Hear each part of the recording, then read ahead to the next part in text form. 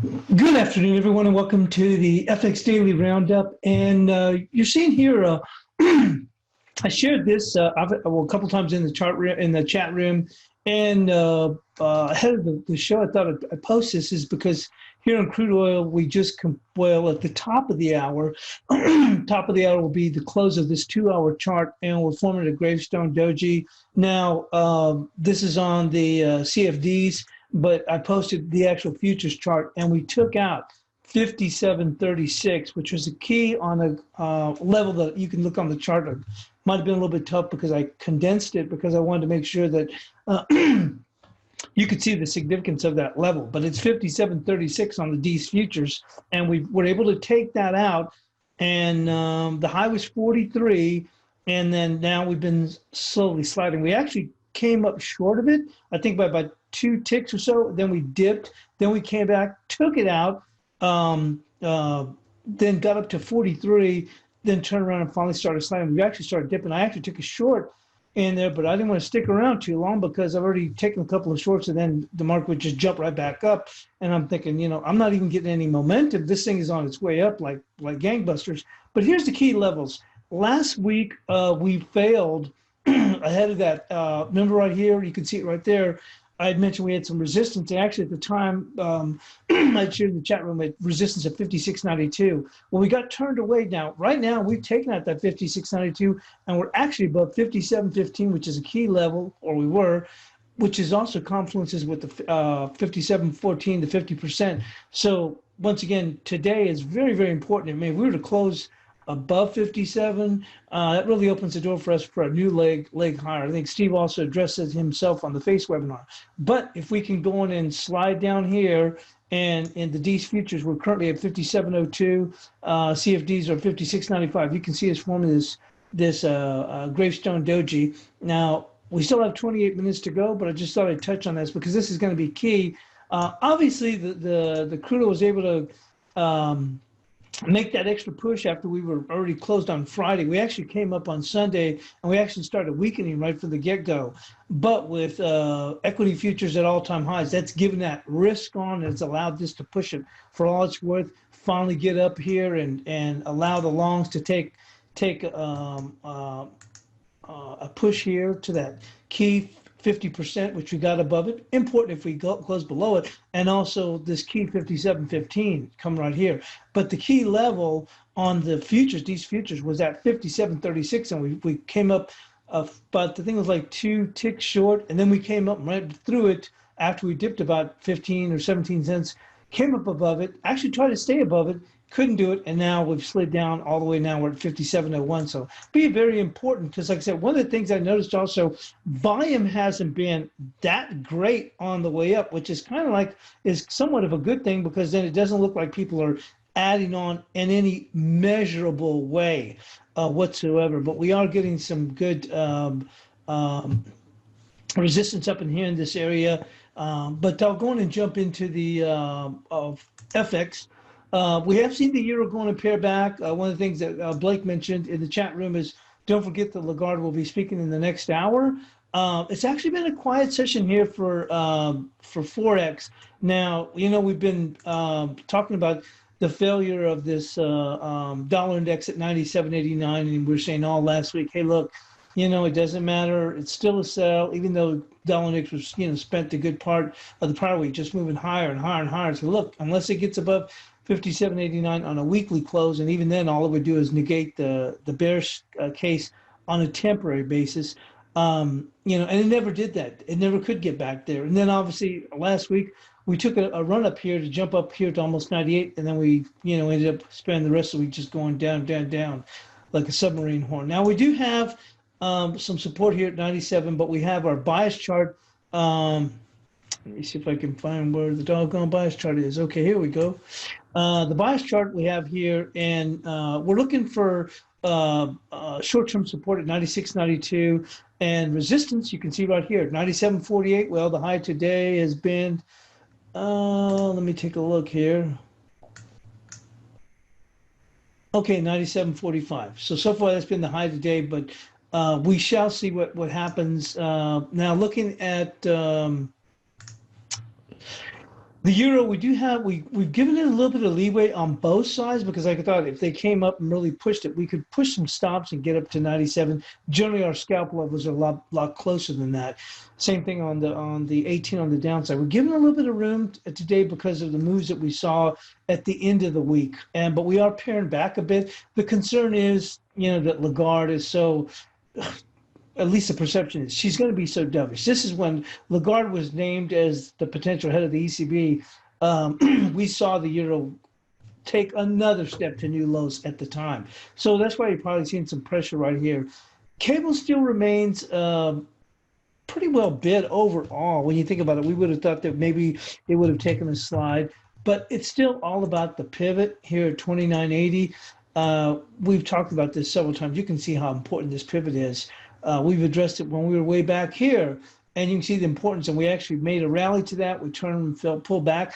We actually did pretty good this last week holding up, but you can see here twice we've attacked the pivot at 29.80, and we've not been able to get above it. If we get above it, if we get a close above it, really opens the door for a move to 132 with a pause at 30.50.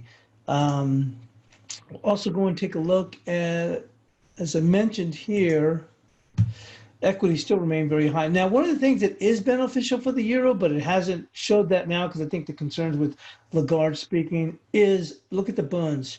They're falling again, which means rates are rising, which should be overall supportive for the euro. So once we get past Lagarde, if she isn't as dovish as most people perceive, watch out. You might go and see this euro turn around and start scatting right back up to the upside. We have seen gold come off quite a bit here. We've actually come back. We made another stab up in here. If we looked into the futures, bear with me. We actually came down here, bear with me, I'll just show you something real quick. We came into some good support here.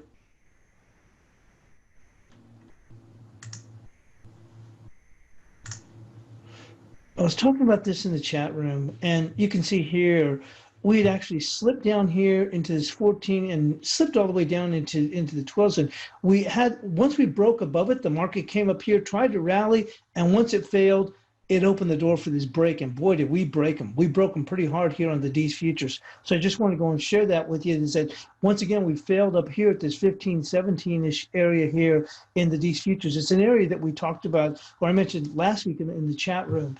Getting back to the main screen, I just want to go in and share that with you.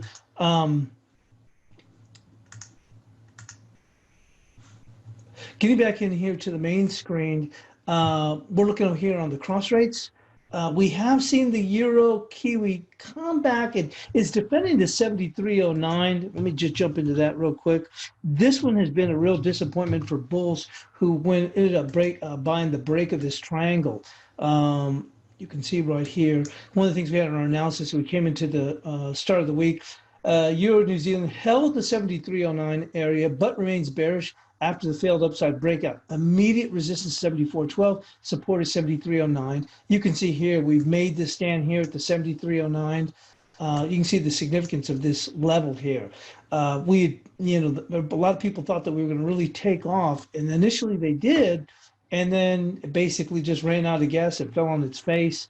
We moved up a little bit higher, failed at the 75. We're kind of holding here. This market is just kind of like trying to figure out what it wants to do, but you got to think that those people that were long went with that really have to be disappointed. Another key level, another key market here is going to be the guppy. We're still holding up here at this 140. This is just simply amazing. When you think about how far this market has come and look at it, it's just right in the middle of this triangle and holding at the key 140 area. And you can see the significance goes way back here, this 140 here. And we're just holding here. This market is primed to really start to take off. But we'll see. So far, nothing, we're just kind of marking time, but we're just staying in a very, very, very tight range. Let's see here. Getting back here to the peso, we know what a big disappointment the peso has been. Bear with me. We're actually starting to come off of the lows today. We actually had our bias chart. We were doing the bias chart at 4 a.m. Eastern. We had just dipped down here, and we actually put it right there at the lows because our interim support was going to be 1906. You can see, so we put it at that 19046. You can see here the analysis before we even started the week was the dollar peso has thrice been turned away from the breakout area of 1923.6, closing below 1912. The failed move suggests a move to 1892. Resistance is 1920 with initial support at 1906. So in the morning when we did the analysis, we had actually come down here and we were at 1904. We're right there, and I said, you know what? That's just below that low. That's gonna satisfy the area for is to be our bias chart support for today. And we never looked back from there. You can see here we had the 19046, and we've made a run here. But resistance we've got here at 1916. So it's right at resistance right now. So we'll see what the heck this thing does here. But once again, getting back here into the oil, to me, this is the key market to look at right now. After we've made that move, we've made quite the run this last week, but you can see here in the right below 57, looking here on the futures, DEES, currently at 57 even on the DEES, but we're forming a gravestone doji, and actually like I said, if we do, and we're about, 19 minutes away from this closing that bar. You want to go and keep track of it. I know some people look at 4-hour charts. I myself prefer the 2-hour charts. Just gives you a little bit more of a signal, to me, an earlier signal, as opposed to waiting for the 4-hour. Plus, instead of a 4-hour, you have 6 bars in a day. With a 2-hour, you're going to have 12. So I think it gives you an opportunity to get a little bit inside look, at least to me, for the futures. When I'm looking at the crude, I look at a 5, a 30, and then the 2-hour chart. But certainly looks like I said, if we do close below this, you may end up, watch out towards a pit close. You may see this thing start to accelerate if we're in these levels that we can't do anything. But it's going to be key. Either way, watch that close, because that's going to, if we do close below here, let's say we close below 56.79, it's going to look, and actually you would look at this prior level right here, and it's on the CFDs, 56.71. On the futures, hang on, bear with me. Yeah, if you close below 56.70 on the futures, you might see this thing accelerate. If we do hold in here, may see this thing accelerate. If we close below 56.70 in the futures, it's going to be a failure, a short-term failure at that point, and you could end up seeing this market end up, pairing back in. Obviously, we're at a confluence with a lot of resistance here. 57.15 level coming across along with the 57.50, 57.15 to 50%. And as I said, on the futures, we came up here and tagged the 57.36. We took it out, got to 57.43, and here we are starting to slide back. So keep an eye on that. To me, that's the one market you want to keep an eye on.